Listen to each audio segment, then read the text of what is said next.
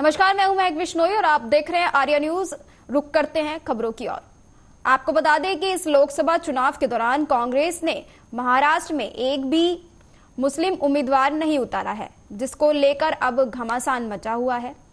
आपको बता दें, लगता है कि कांग्रेस ने महाराष्ट्र में मुसलमानों से कन्नी काटने का मन बना लिया है।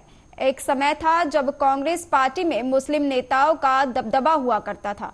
सिर्फ मुंबई में ही बाबा सिद्दीकी, नसीम खान, असलम शेख, अमीन पटेल जैसे नेताओं की पूरी लिस्ट थी। लेकिन इस बार के लोकसभा चुनावों के लिए कांग्रेस ने मुसलमान नेताओं से कन्नी काट ली है। मुंबई ही नहीं, पूरे महाराष्ट्र से कांग्रेस पार्टी की एक भी मुस्लिम उम्मीदवारी नहीं है। इस बात पर मुस्लिम नेताओं ने अपनी नाराजगी भी खुलकर जाहिर करनी शुरू कर दी है। वहीं शुक्रवार को महाराष्ट्र कांग्रेस के कार्यकारी अध्यक्ष मोहम्मद आरिफ खान उर्फ नसीम खान ने पार्टी शीर्ष नेतृत्व को पत्र लिखकर नाराजगी व्यक्त की और मीडिया के समक्ष आकर अपनी नाराजगी को जग जाहिर भी किया। और इस खबर पर ज्यादा जानकारी के लिए हमारे साथ वरिष्ठ पत्रकार श्रेयस उपाध्याय जुड़ गए हैं।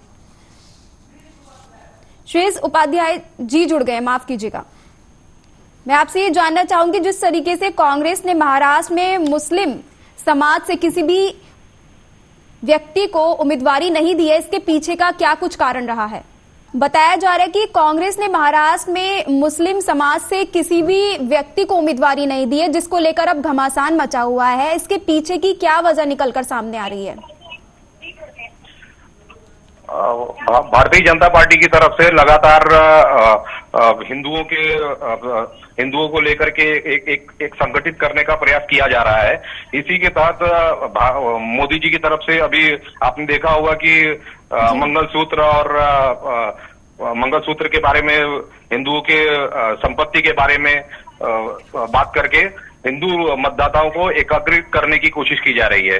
मुझे लगता है इसी का असर है कांग्रेस पर भी, कि कांग्रेस अपने पुराने मतदाता जो उनको शुरू से मतदान किया करते थे, मुसलमान वोटर्स, उनको भी दरकिनार करने की कोशिश कर रही है।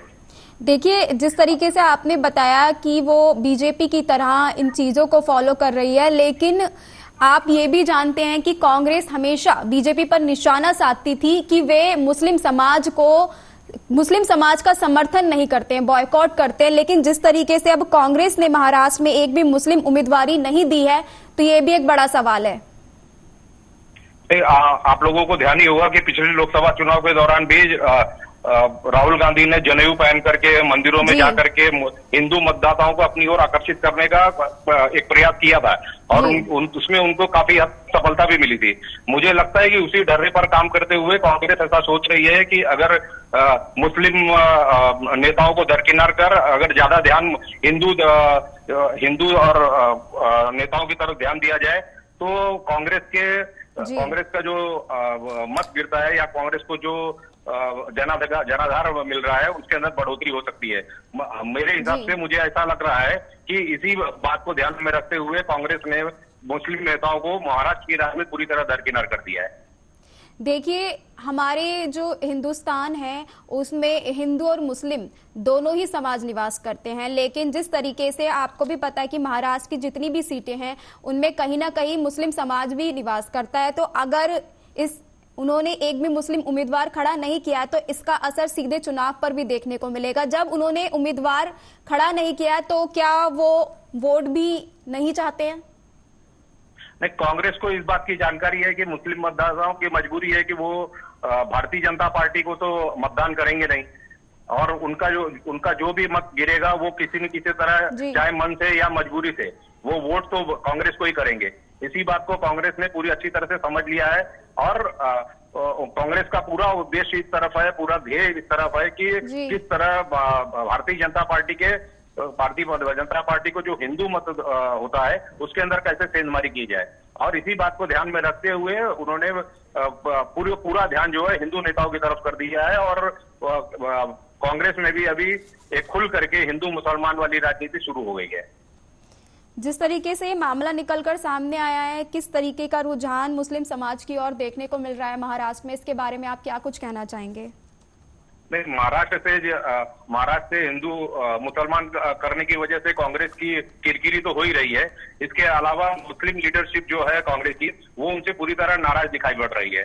कई मुस्लिम नेताओं ने अपने ट्विटर के माध्यम से और अन्य सोशल मीडिया साइट्स पर इस बात को जाहिर भी किया है।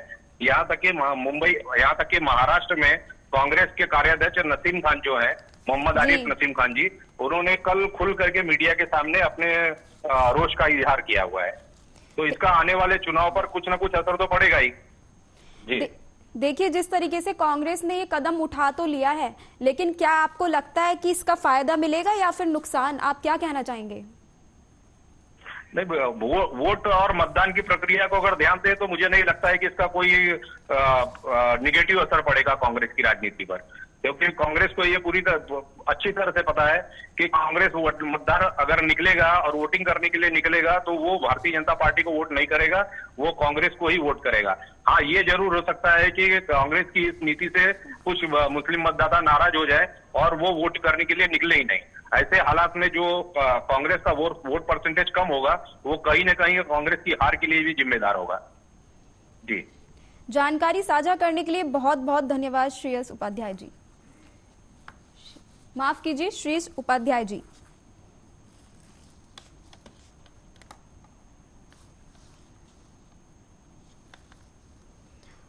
और आपको बता दें कि महाराष्ट्र लोकसभा चुनाव में कांग्रेस ने एक भी मुस्लिम को उम्मीदवारी नहीं दी है, जिसको लेकर मुस्लिम नेताओं में नाराजगी देखी जा रही है।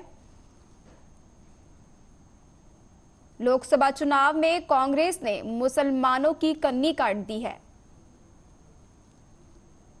और एक भी मुस्लिम उम्मीदवार खड़ा नहीं किया है, जिसको लेकर मुस्लिम समाज में खासा आक्रोश देखने को मिल रहा है। आपको बता दें कि